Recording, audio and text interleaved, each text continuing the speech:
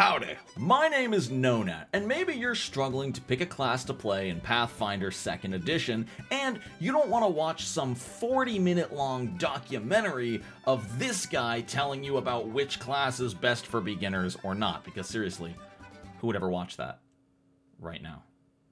Or after this video? So instead, what we're going to do today is a fun little challenge I just came up with. I have a 1-minute timer on my phone, and my goal will be to explain each of the classes in Paizo's Player Core 1 as well as I can with a strict 1-minute time limit. So think of this as your crash course on which class do I want to play as fast as possible. It's like speed dating, but with classes. Huge shout out to all of the members of the Nonat1's Patreon who help me do what I am doing. I appreciate all of you, and without you, there is no channel. If you'd like to also contribute $10 a month to helping keep the channel alive, there is a link in the description where you can pledge that and get your name right alongside all those fantastic people.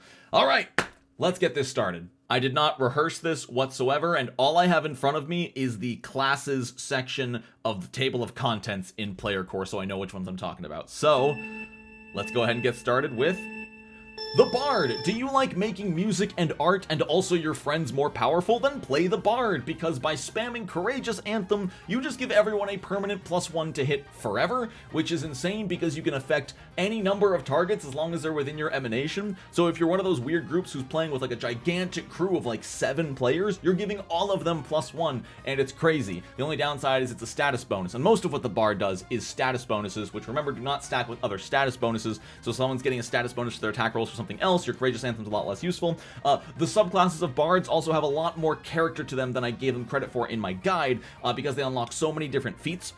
So if you want to be like super smart, you can be an Enigma. If you want to augment your cantrips, you can be a Maestro. There's a lot of different reasons to play the Bard. Plus they're a full cult spellcaster, so you get access to the entire spell list and a full repertoire of spells per day, just like a sorcerer. So if you want a sorcerer who's a little more focused on artwork and performing music and casting their spells that way, then play a Bard. Gotcha! I actually had like 3 seconds to spare. Alright, that was the easy mode because I just made the guide to the Bard. The rest of these I have not looked at in a long time. So, the Cleric. It's a cleric. What do you want from it? They got 2 subclasses. One is a man of the cloth focused on full spell casting. One is sort of a more melee tanky. It's called the War Priest. You can wear armor. You get a little bit better proficiency, but not that much better the proficiency because War Priests still kind of suck even after the remaster, if I remember correctly. But if you want to play a cleric who gets up there and fights next to the fighter and the barbarian and still has access to all of their spell slots, the War Priest is still great because they can cast all of their like buffing spells like heroism. A lot of those spells don't care what your spell casting modifier is or anything, and so even though the Cloistered Cleric subclass has a higher accuracy with their spells and DCs, the War Priest can cast those buffing spells without worrying about failing any kind of check just because they're not quite as proficient as the Cloistered Cleric. Their feat selection is kind of boring, but that's because they have access to the entire Divine spell list, and that spell list is full of super unique, interesting spells. Seriously, if you want one of the most like weird spell lists, you'd think it would be a cult. Nah, I think Divine is the weirdest spell list, and clerics get so many cool feats that interact with it, like Healing Hands and stuff like that. Okay, I'm feeling good. 2 for 2. I feel like I've gotten a decent vibe across of the classes. So let's go ahead and move on to the Druid, the literal jack of all trades. I know you might think that's a bard coming from other systems. No. In Pathfinder 2e, from a combat perspective, the Druid is the jack of all trades. If you want to be a melee combatant, you can go wild shape and focus on transforming into animals, and because you pick that order in certain feats, you can be more effective in animal form and have more options in animal form than other druids. If you want to be more healing focused, you can go like order of the leaf. Is it leaf druid, plant druid? One of those that has a lot more focus spells and feats that support healing and stuff. And you can also just be a blaster caster. You can go with one of the elemental orders like Order of Fire or Lightning and get a bunch of bonuses and unique actions that let you blast lightning and blast fire and deal destructive range damage. The Druid can literally do all of it, from frontline, backline, support, caster. There's so many different ways to build the Druid. It's impossible to talk about them in 1 minute. It'll require a little bit of research, but also if you know what you want to do, it's pretty obvious which feats you have to take. And again, entire primal spell list, full spell caster, so even if you don't care what you're doing in your character build, you can use the spells. Jesus. This is harder than it looks. The Fighter, you critically hit.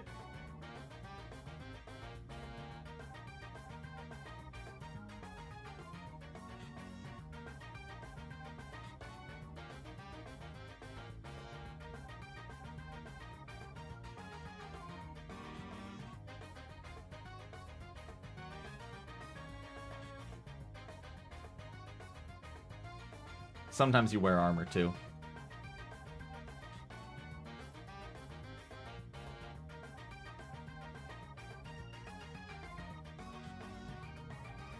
You're really good at one weapon and good at the rest. Feats.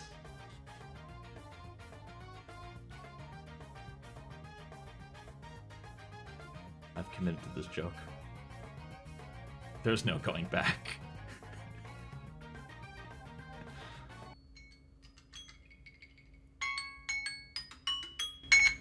The Ranger, if you want a martial class with a little bit more finesse, then the Ranger's a great choice, and again, with a wide variety of ways to build them. They've got 3 subclasses, one that's focused more on roleplay, one that's focused more on single big hits, and one that's focused on a lot more little hits. So you can be like a dual-wielding Ranger with like dual short swords and doing a little bit of damage like 4 times per turn, or you can go precision, and you could be like a great sword or a great axe Ranger and deal an extra 1d8 precision damage with your first hit every single round, which feels awesome. That does get doubled on a critical hit, and if you have an animal companion, they gain that bonus too. So you and your animal companion can just like flank together and just chunk dudes with single huge hits every single round. And there's nothing wrong with Outwit either. Outwit gives you bonuses to like perception checks, I think, bonuses to, I don't remember what Outwit does. I've never used Outwit. I like big numbers, but Outwit, if you want bonuses to skill checks against your target, then you can take that as their subclass. And they have so many feats, including magical warden spells, which are sort of like druid spells, but with more focus, and they're unique to the Ranger that aren't on the primal spell list.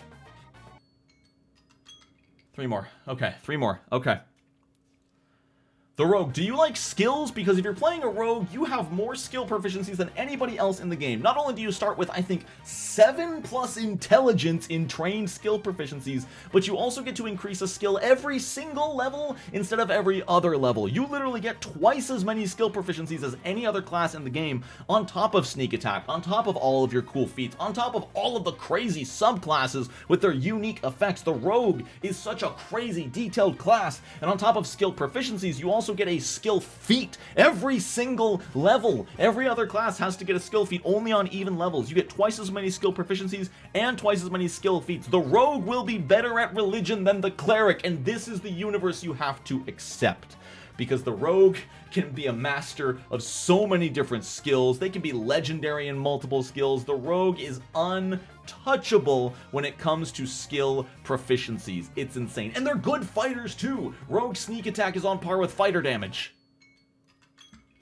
The Witch, this is the class that got changed the most in the remaster. Now, when you pick your patron, you get a lesson that goes along with them, and a familiar that follows alongside you. The Witch's flavor hasn't changed that much in the remaster, mostly just how it works. They're a very cantrip-focused class. They function very similar to a wizard in that they use the arcane spell list, and a lot of their feats are very similar to feats that wizards can get, but they have a huge emphasis on spamming their one-action hex cantrips every single round. They also have hex spells, which cost focus points, and have even bigger effects, and all of the different patrons are themed over certain themes of Witch on how your spellcasting is flavored. You know, are you vengeance focused? Are you focused on the frigid ices of the winter time? You know, your Witch is totally customizable when it comes to theme because they're not specific patrons, they're just themes. So if you have a specific type of patron you want to use, just apply the most applicable theme and you have a Witch of that patron under that patron theme type. It's super cool, it allows for a diverse character build options, and just the focus on a cantrip caster is a super cool concept. Was that technically a minute and a second? The Wizard. Do you want to cast spells? I mean, the Wizard mostly does that. I'm not gonna lie. I paused for comedic effect, but still, like, they've got okay feats. The Wizard probably has some of my least favorite feat selection in the entire game. They got a couple cool new ones in the remaster. They got one that makes like a glyph on the ground that explodes. But the big thing about the Wizard is the flavor of your college. Their subclass is literally where you went to school. Did you go to school to blow things up? Did you go to school for civil service? Did you go to the national school of a certain country in the world? That will determine which spells you automatically get every single level, and I think that's super cool. But at the end of the day, the Wizard is one of the most simple spellcasters in Pathfinder 2e because they just cast spells. Some of their feats will augment their spells. They have a lot of different spell shape options like reach and wide and subtle spell, so you can apply a lot of those if you really want to, but overall the Wizard is mainly a conduit for the arcane spell list, which is arguably the strongest spell list in the game when just overarching. Like, no, I don't want to say in a vacuum.